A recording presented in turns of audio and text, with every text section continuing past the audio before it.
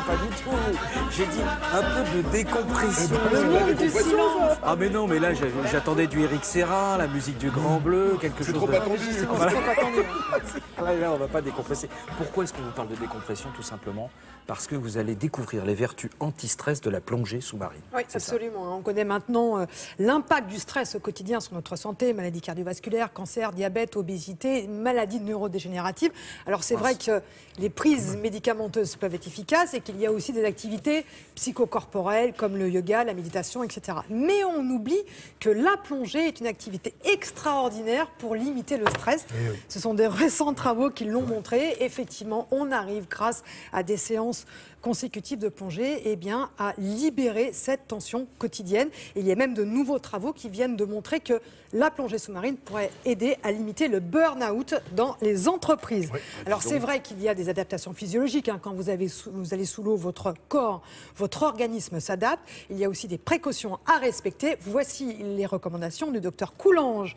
Coulange, c'est bien pour la plongée sous-marine. Coulange, le gars, il a bien choisi. chef de service de médecine hyperbare et de médecine subaquatique du CHU Sainte-Marguerite à Marseille. Nous aussi, on est très, très hyperbare. C'est parti.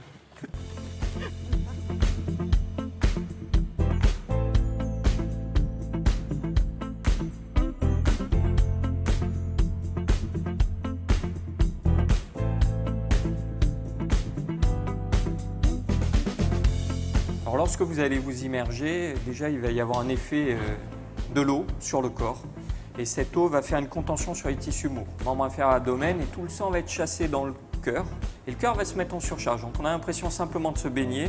Et cette redistribution des flux sanguins entraîne une surcharge cardiaque qui va entraîner un effort pour le cœur important. C'est notamment pour ça que lorsqu'on se baigne, on a très envie d'uriner en quelques minutes, tout simplement parce que le cœur va s'adapter. C'est une notion importante parce que ça veut dire que si vous rajoutez de l'effort et du froid, vous mettez déjà dans un état de surcharge cardiaque qui peut aboutir à des incidents si vous n'êtes pas en bonne forme. Une fois qu'on est immergé, on va descendre. Lorsqu'on va descendre, la pression va augmenter et le volume d'air, notamment dans l'oreille, va diminuer.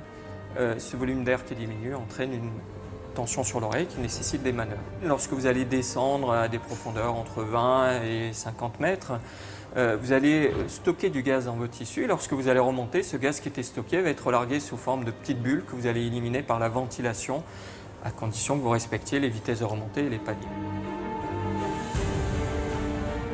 La plongée va avoir deux aspects positifs sur l'être humain. Le premier, c'est qu'on a vu que l'immersion entraînait des contraintes cardiaques, mais ces contraintes cardiaques peuvent être très positives chez quelqu'un qui a eu des antécédents cardiologiques, puisqu'on fait de la rééducation en immersion, donc ça peut être bénéfique. Il faut que cette contrainte soit modérée, mais si elle est répétée, on va entraîner le cœur à faire un travail supplémentaire dans de meilleures conditions.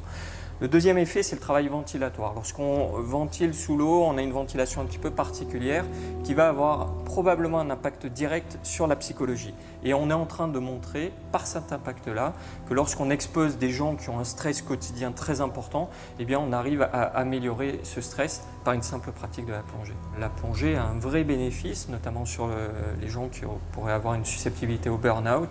Et on est en train de le démontrer et on va probablement le confirmer d'ici la fin de l'année.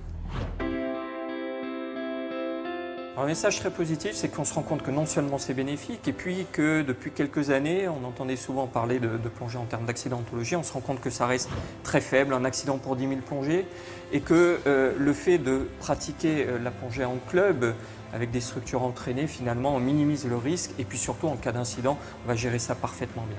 Il faut savoir que si l'accident arrive, il suffit d'alerter le CROSS en mer, de prendre de l'eau, de prendre de l'oxygène et d'être transféré vers un centre hyperbare pour bénéficier d'une recompression.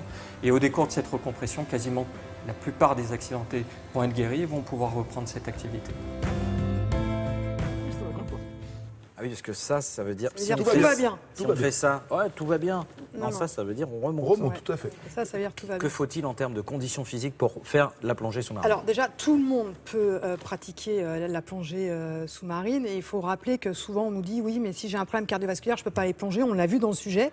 On sait maintenant que certains anciens malades ou malades de maladies cardiovasculaires peuvent plonger. Au contraire, ça peut être une sorte de rééducation pour le cœur. Parce que c'est vrai que lorsque l'on plonge, le cœur travaille. Alors, il faut être en bonne condition physique. Et surtout, ce qui est très important, c'est de respecter les conditions climatiques. Il nous a expliqué que quand on était immergé. Effectivement, le cœur travaille davantage. Ça correspond à un petit footing. Mais lorsque les conditions sont difficiles, c'est-à-dire si l'eau est froide ou s'il y a du courant, vous n'êtes plus en footing, mais vous êtes en sprint. Et là, ça peut s'avérer dangereux pour la plongée. D'accord. Il connaît bien parce que c'est un super pro de la plongée. Il est en fait, CMAS 3 pour les bravo. non-initiés. Ah, si, Non, mais on peut le dire. ça, c'est bien. C'est niveau quasi prof, quoi. Non. Quasi, j'ai dit Non, quasi. non, Non, Frédéric est un... Non, Je mais m'inscris en non, mais faux. si, niveau 3. Ensuite, il faut s'hydrater. Et moi, j'ai fait pas mal de plongées, et vraiment pas à ce niveau-là. Mais en général, je sortais, j'avais le petit ponche, vous voyez, en sortie de plongée. Ah oui, normal. le petit ponche. Alors là, c'est Tu me reconnais bien, complètement, là. c'est pas du tout On a dit de indiqué. l'eau. C'est Bon. 1 demi-litre d'eau par heure de Très bien. plongée, parce qu'effectivement, le cœur non travaille pas 1 litre de davantage et ponche. vous éliminez les liquides pendant la plongée, donc pas de petit ponche, mais de l'eau. Voilà. 1 Merci litre. Christelle. On va rester avec l'hydratation.